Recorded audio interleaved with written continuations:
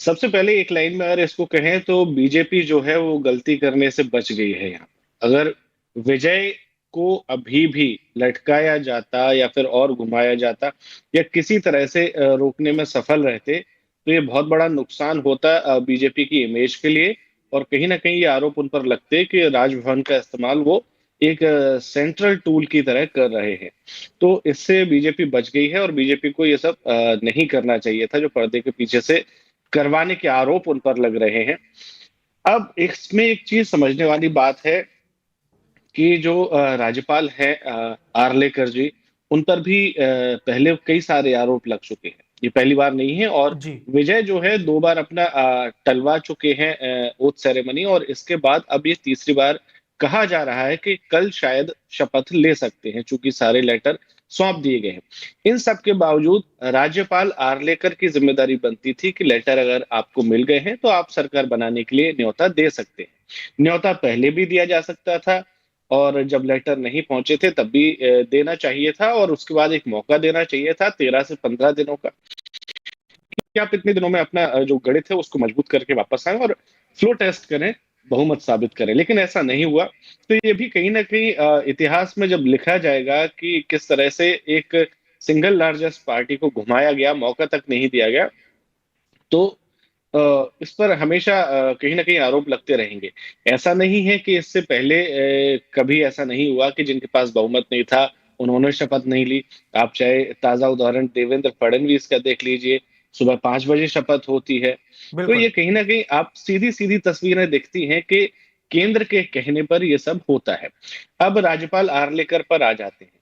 इससे पहले ये साथ साथ अभी जो है वो कार्यवाहक राज्यपाल है तमिलनाडु के, और केरल के राज्यपाल रहे हैं, अभी भी हैं, और इससे पहले बिहार और हिमाचल प्रदेश जैसे राज्यों में भी बतौर राज्यपाल ये रह चुके हैं। इनका बैकग्राउंड देखें तो 90 लेट 80s से ये बीजेपी के साथ हैं। और वहां पर गोवा से ये आते हैं, और गोवा में लंबे समय तक इन्होंने संघर्ष किया बीजेपी के लिए, पार्टी मजबूत की। और जब 2014 के आसपास जब केंद्र में बीजेपी 14 में आई और 16 में गोवा में जब चुनाव मनोहर पर्रिकर को केंद्र में लाया गया, तो प्रमोद सावंत की जगह ये चर्चा भी थी कि कहीं ना कहीं आर्लेकर को सीएम बनाया जा सकता है। ये सीएम रेस वाले खिलाड़ी थे। फिर उन्हें वहां से तो सीएम की कुर्सी तो नहीं मिलती, पर कुछ साल बाद उन्हें राज्यपाल बनाया जाता है। राज्यपाल बन के ये बिहार पहुंचते हैं, तब नीतीश कुमार उन दिनों आरजेडी के साथ होते थे। तो उस टाइम पर जो एजुकेशन मिनिस्ट्री के सेक्रेटरी होते थे के पाठक, उनके साथ भी इनका टकराव लंबा चला।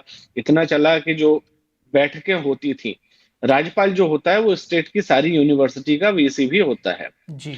चांसलर होता है। तो वहां सारी मीटिंग जब ये लेते थे तो एक दूसरे से देखना तक पसंद नहीं करते थे।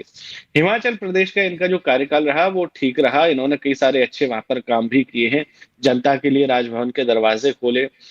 लेकिन जैसे ही ये केरल पहुंचते हैं तो केरल में सीधा इनका टकराव होता है पिनाराई विजयन की सरकार से। वहां पर आप देखिए कि जो बजट भाषण होता है विधानसभा का, उसके अंदर बहस शुरू हो जाती है आपस में ही। और जो भाषण इनको पढ़ना था उसमें ये कई सारे ऐसे पैराग्राफ छोड़ देते हैं जिसमें केंद्र सरकार की आलोचना थी।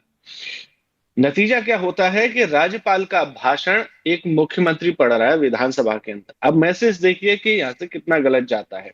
तो ये इनके साथ रहा। इसके अलावा कई सारे भाषण जो केरल की असेंबली में केंद्र के खिलाफ होते थे, तो ये उनको एक्सपोज करवाने की, यानी कि वहां से हटवाने की, रिकॉर्ड से हटवाने की कोशिश करते थे। जो बिल आते थे, जो पिनरई विजयन बिल लेकर आते थे, बिल पास होते थे, पास होने के बाद राज्यपाल के हस्ताक्षर होना जरूरी है।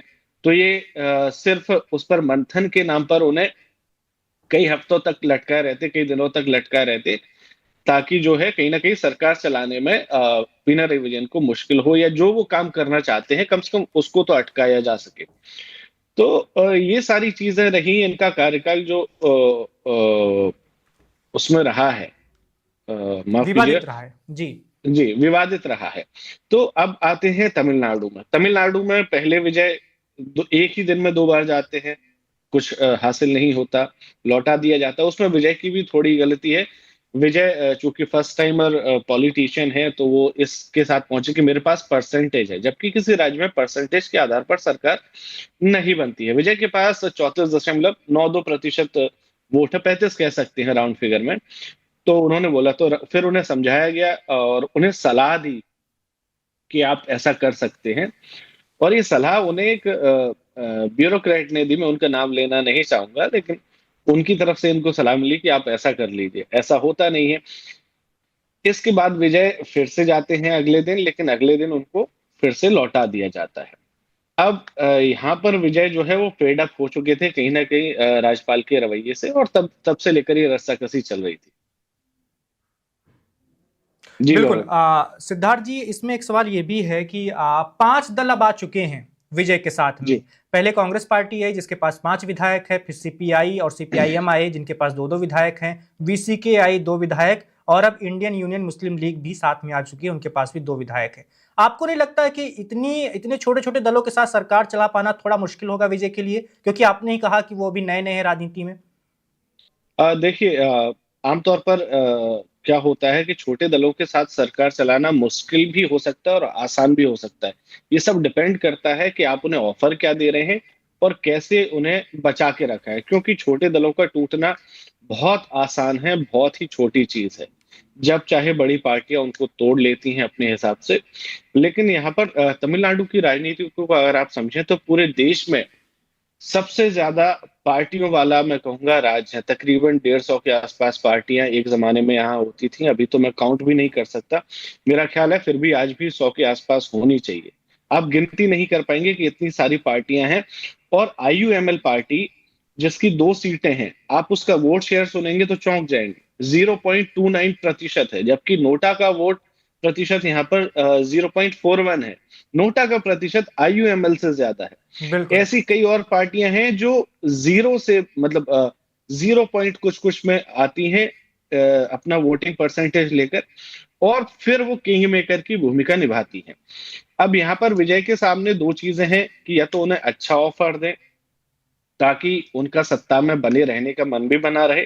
साथ ही साथ विजय को एक चीज और करना पड़ेगी कि उन्हें जो केंद्रीय ताकतें हैं, केंद्रीय सरकार की तरफ से जिस तरह की कार्रवाइयां हो जाती हैं अक्सर, कि जब जांच में छोटे दलों के विधायक करप्शन में या दूसरे चार्जेस में पकड़े जाते हैं, तो उन पर फिर मुकदमेबाजी होती है और फैसले भी कई बार आ जाते हैं कोर्ट की तरफ से, तो उनकी विधायकी चली जाती है। ताजा मामला आप अगर देखें तो हाल ही में मध्य प्रदेश में बीजेपी रिपीट जरूर हुई, लेकिन गृह मंत्री नरोत्तम मिश्रा अपनी सीट दतिया हार गए थे। बिल्कुल। अभी पिछले 15 दिन में वहां पर जो संतोष भारती थे, उनके ऊपर मुकदमा चल रहा था और उस मुकदमे में फैसला आया और उनकी विधायकी चली गई।